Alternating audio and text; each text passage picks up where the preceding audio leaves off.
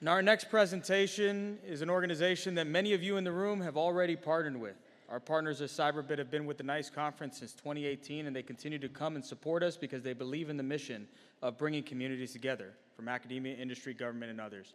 So I'm very excited to bring in Caleb Barlow, the CEO of Cyberbit.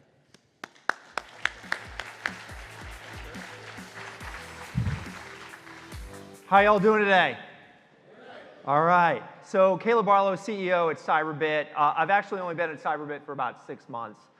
Prior to that, I actually had a lot of work in the cyber range business. I was at IBM, where I ran the IBM X-Force, both our threat intelligence and incident response teams around the globe.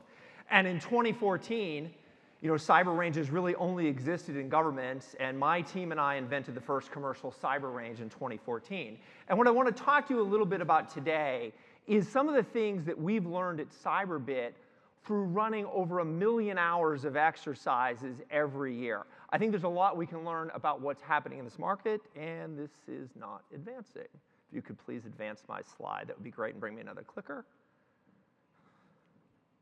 Okay, well, anyway, we can talk off the cuff. So I just want to start with a little question for all of you. A little quiz. It's an educational audience. Why is boxing a required class at the U.S. Military Academy at West Point? Required class for all cadets. Anyone know? Shout it out. I can pick on people. Why, sir? Defensive. Anyone else? Competition. What happens in boxing? Come on, people.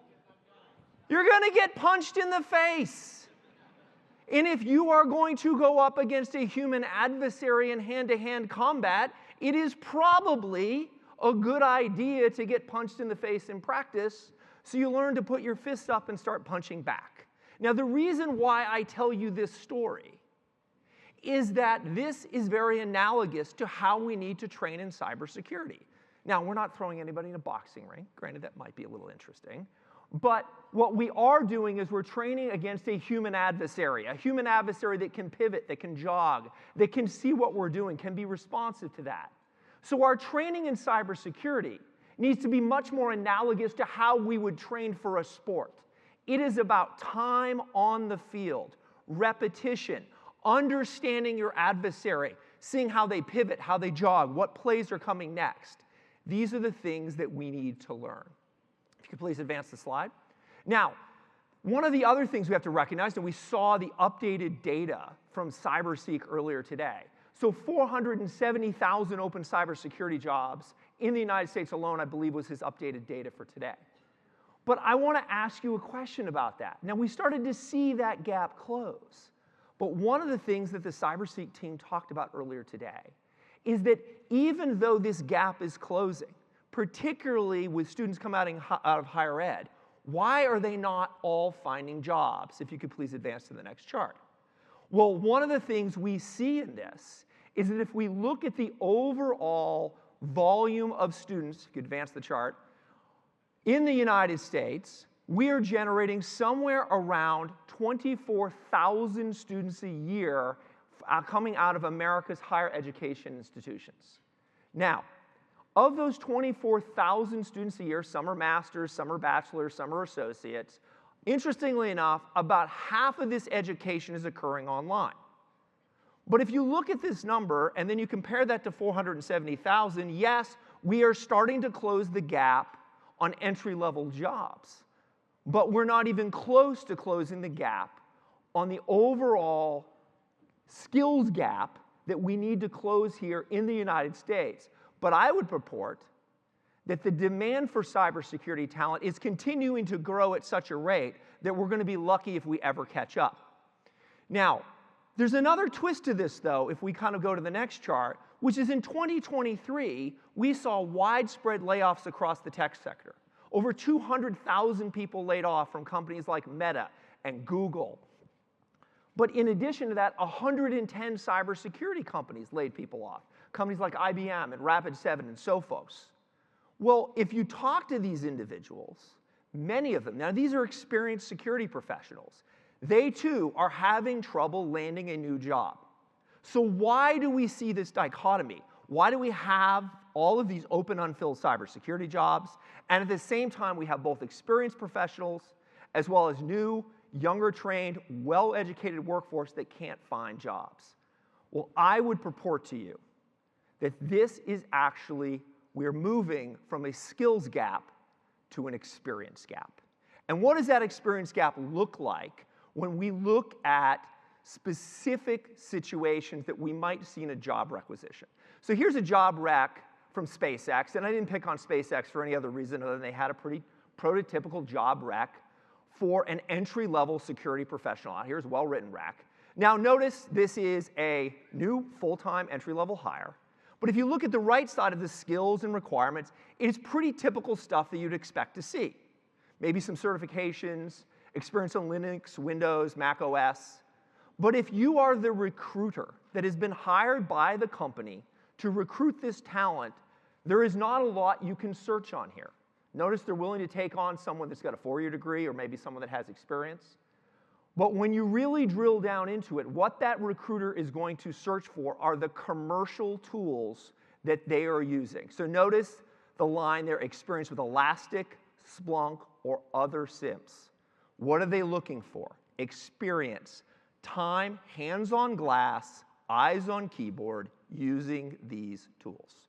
And that experience gap is where we see the challenge of either experienced professionals that need to reskill or university talent that can't get the roles. It's because they need the hours, time on glass, eyes on glass, hands on keyboard, using the tools that are used every day. So how do we start to solve this problem, right? These are some of the things I want us all to think about. So let me go back to the analogy of boxing, right? If I give you all books on boxing, and we all take a class on boxing, we learn all of the techniques, all of the strategies, but you never spend any time in a ring. And then I say, okay, hey, we're going to put you now in a ring with an experienced boxer. You've had all of the education you need. How do you think it's going to end? Anybody want to try it? You're probably going to come out of that a little bloodied, right? How is this any different than that level 1 SOC analyst that we put through 4 years of education? They've gone out and gotten 3 industry certifications. They've read all the books. They've learned all the information. But they have never spent any time, hands on glass, eyes on keyboard, with QRadar or Splunk or CrowdStrike. It is not going to end well. And that is part of what we have to recognize as an industry, is we are maturing from the skills gap to the experience gap. And the only way we are going to solve that is if we give people time, hands on keyboard, eyes on glass. So what can we learn out of doing this type of education for over 1 million hours a year? Well, first thing, a little bit of a lead in here, not a surprise. What are students demanding? Now, this is a little bit biased because we're looking at our platform and what types of education we offer out there, but we don't, we have classes where you can choose to take the class on an open source toolkit with CrowdStrike, with Barlow, with Splunk, with QRadar. So this is a pretty reasonable barometer of what is in demand. And what you can see here is both in universities as well as in enterprises, the classes, the labs, the live fires that people want to take or where they get access to commercial tools. So my point to you is the recognition is not just with the recruiters, but the recognition is also with the students that they need this experience. Case in point, we heard from United Airlines earlier. I'm going to guess if United Airlines is hiring a pilot, and I've never hired a pilot before, but I'm guessing you probably don't care where the pilot went to school. What you care about is, are they certified in the airframe, how many hours do they have in flight, and how many hours do they have in simulation, experiencing the things that they don't see every day. Think about your SOC analyst. You want the exact same profile. How many hours do you have in doing this? So let's then talk about what does that new next generation cybersecurity resume look like. It looks very different than the resumes of the past, where what students are starting to do is outline not only their skills, but what commercial tools have they used and how many hours do they have using those tools in simulation. Now, what we know from our students in this is that they find jobs faster, their starting salaries are higher, they're twice as likely to get promoted in the next year, but most importantly, the engagement level of these students goes up through the roof. because at the end of the day, you're getting to do what you're training to do. You're getting to actually do it for real. And we see this both in cyber ranges. We also see this through many of you have programs where you're actually running SOCs and outreach in the community where students can get, and this is my chorus, right? Eyes on glass, hands on keyboard. Now, what's interesting when I talk with many of you are getting resistance from your communities. Oh, we can't have students sitting in a SOC. What's the liability of that? I'm like, do you have a nursing program? You know, do students not learn how to treat patients as a nurse or a doctor or a physician? How is this any different? We have to recognize that the experience matters, and this is what can make a huge difference. But there's one other aspect of this, which is it can change what happens in your local economy. So I was up visiting University of Maine, Augusta. Anyone here from Maine, Augusta? They have this amazing program where they do a ton of outreach in the community. And you know, we're having lunch actually at a Chili's, and two of the students say to me, Caleb, your product changed the trajectory of our lives. I'm like, come on, let's take a step back here. That's a little bit of an overstatement. And then they hit me with some stats that I wasn't prepared for.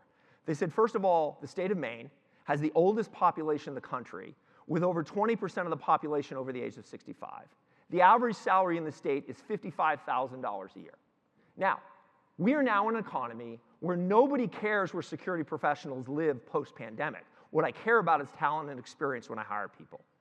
And they then proceeded to tell me that, hey, because of this education that they've had at the University of Maine, Augusta, because they've had time, hands on keyboard, eyes on glass, and working in their community in SOCs and helping local towns and villages understand their cybersecurity vulnerabilities, they're now able to go out and get jobs that starting salary is twice what the average is in the state. And what I know is that after they have 2 or 3 years of experience, they're going to be able to get jobs that are triple that. So part of my point to you is don't just think about this from the impact you're having on that individual student. Think about the impact you can have on economies around those students as well. Now, the other thing we find in this data is that there's better results with teamwork. The bigger the team, the higher the average score. Now, this shouldn't be a total surprise, right? When you go in with a team, there's more people, there's more eyes on the problem, there's more people to solve it. But the real reason why we see better results with teamwork is because of the diversity of the teams. Remember, we're up against a human adversary. We need diversity of thought, diversity of ideas. What is the adversary's likely next move? What is the adversary's most likely, what is their worst potential move? You only get to answer those questions when you get to work as a team. Now, the other interesting thing we find in the teams is notice we've laid out how many members were on the team and their scores. The bigger the team, the better they score. But anyone want to guess what the top problem is with teams? It's right here on the chart. The number one reason for failure in these teams is poor communications. So part of what we are also at in recognizing that cybersecurity is an experiential skill is it is also a team sport. So maybe my analog shouldn't be boxing, maybe it should be soccer, right? In that we have to learn how to work as a team, we have to learn how to communicate as a team. And I'll leave you with one final case study here. You know, as I stepped into this role 6 months ago, you know, you're looking at various customers and their statistics and what do they use, and I'm really trying to get underneath the covers of how this range is different from the ranges I would run at IBM. And one of the things I found is I had one customer, they're training 1,000 people a year. And I'm like, what the heck are you doing with 1,000 people a year? How big is this SOC? So I'm like, I have to go visit this customer. So I went and visited the customer, and they sat me down. They're like, oh, we're not just training for our SOC. We've realized something. And they walked me through this. And they said, we're putting all IT admins and all developers through a live fire cybersecurity incident. Now, these people don't know how to use Splunk, is what they were using. But they're like, they can shoulder surf. So what they were doing is they were taking teams of 12, and they were making each of these teams of 12 go through a multi-hour cybersecurity response. It's been toned down a little bit, and one of our instructors is helping guide them through it, but they're the ones actually doing the incident work. What came out of this is astounding. One, they found that developers had a better affinity for what a security breach meant, and they were thinking about it when they wrote their code. Two, They found IT admins learned how to communicate better with SOC operators about what was needed during an incident.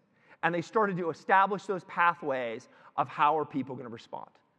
But the third thing was what really surprised me, which is they said, Caleb, we're finding that when we go out and we show IT admins and we show developers what a security incident's looking like, a certain percentage of them come back and go, hey, that was really cool. I want to do that for a job. And what they're doing is they're starting to build skill from their own team rather than having to try to recruit. And that's not only allowing them to increase the diversity of their workforce, but it's also allowing them to dramatically reduce the cost as they build it. So anyway, that's really quick. That gives you a little bit of insight into the types of things that we have learned. Come talk to us at Booth 4. And look, if these are things you've never tried before, give us a buzz. We'll give you some licenses and give it a try. But again, my name's Caleb Barlow. Thank you very much.